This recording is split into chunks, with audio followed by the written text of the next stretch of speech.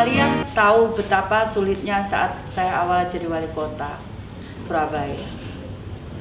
Saya cerita sebelumnya sebelum saya akan menyampaikan kenapa kemudian kalau kita tidak menyerah maka Tuhan akan menolong kita pula. Jadi saat awal jadi wali kota, saya dilantik bulan September. Nah kemudian Desember itu hujan deras, hampir seluruh wilayah Surabaya banjir. Bahkan waktu itu ibu pernah mau didorong masuk sungai sama warga karena warga kebanjiran semua. Dan kemudian ada satu staf ibu yang salah mengucap, ibu yang mau didorong masuk sungai. Alhamdulillah nggak terjadi. Nah 3 hari 3 malam ibu tidak tidur. Ibu harus ngecek semua daerah-daerah yang banjir.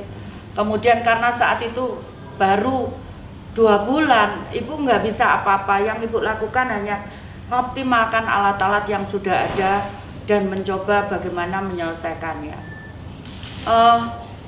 Tapi kemudian setelah itu kan ibu berusaha bagaimana mengatasi banjir itu. Dan alhamdulillah sekarang tinggal beberapa wilayah saja yang masih ada banjir saat musim hujan deras. Nah, kemudian ada beberapa banyak lagi prestasi. Saat ibu awal itu kami hanya nomor 3 di bawah kota Jakarta, di bawah kota Bandung, di bawah kota Denpasar di dalam Human Development Index atau Indeks Pembangunan Manusia. Namun saat ini kita tertinggi di Indonesia. Jadi nilai kita sudah 80 di atas Jakarta, Bandung, dan Denpasar. Artinya apa? Saya sampaikan. Bukan karena ibu pinter, bukan karena ibu, bukan. Tidak adil Tuhan.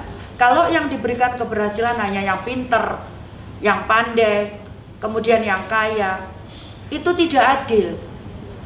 Tapi karena kemudian ibu berusaha bagaimana itu bisa kita lewati. Tujuannya memang bukan sekedar untuk diri sendiri.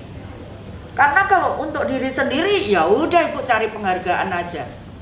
Tapi ini kan tidak mudah membangkitkan warga Surabaya untuk dia mau untuk mereka berkreasi, mau bersekolah, itu tidak mudah. Tapi coba ibu lakukan dan ibu gerakan dan kita lihat sekarang hasilnya. Artinya apa? Semua orang pasti punya kekurangan dan semua orang pasti punya kelebihan. Maka tadi ibu seperti ibu sampaikan, ayo kita bergerak terus bergerak. Kita nggak usah takut dan kita nggak usah menoleh ke belakang, maju terus. Kurang nanti kita sempurnakan, maju terus.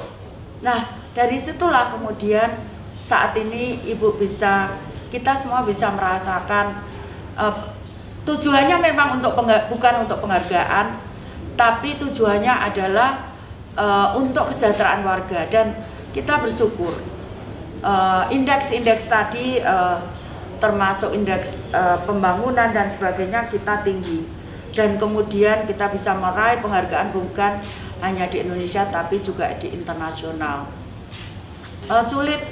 Sulit ya, berat ya.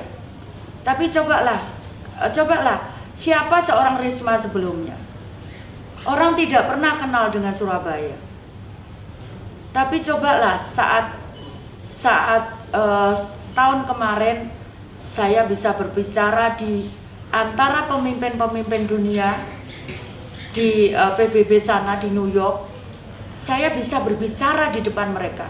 Saya satu-satunya wali kota di dunia yang berbicara di depan para pemimpin-pemimpin dunia. Kalian bisa. Jadi tahun depan ibu mungkin sudah tidak bisa ketemu dengan kalian. Tapi yakinlah bahwa apa yang ibu tinggalkan ini bukan kekayaan, bukan kalian tidak bisa merasakan itu. Tapi semangat juang. Ibu mewarisi ini dengan melihat para pejuang yang tadi ibu katakan. Bagaimana para pejuang itu dengan keterbatasan mereka bisa mengusir penjajah. Karena itu kalian tidak boleh menyerah. siapapun kalian, dari manapun kalian, kalian bisa menjadi orang yang sukses dan orang yang berhasil. Tinggal kalian mau atau tidak. Jadi karena itu, siapapun nanti pemimpinnya, kalian tidak boleh surut untuk terus bergerak. Dan saya akan melihat dengan bangga kalau kalian semua berhasil. Itulah anak-anak saya, itulah arek-arek Surabaya yang tidak pernah berpikir bukan menjadi pecundang, tapi menjadi pemenang. Arek-arek Surabaya yang luar biasa, mulai sejak kemerdekaan hingga saat ini kalian akan ambil estafet kepemimpinan ini. Berjuang terus, semangat, pantang menyerah.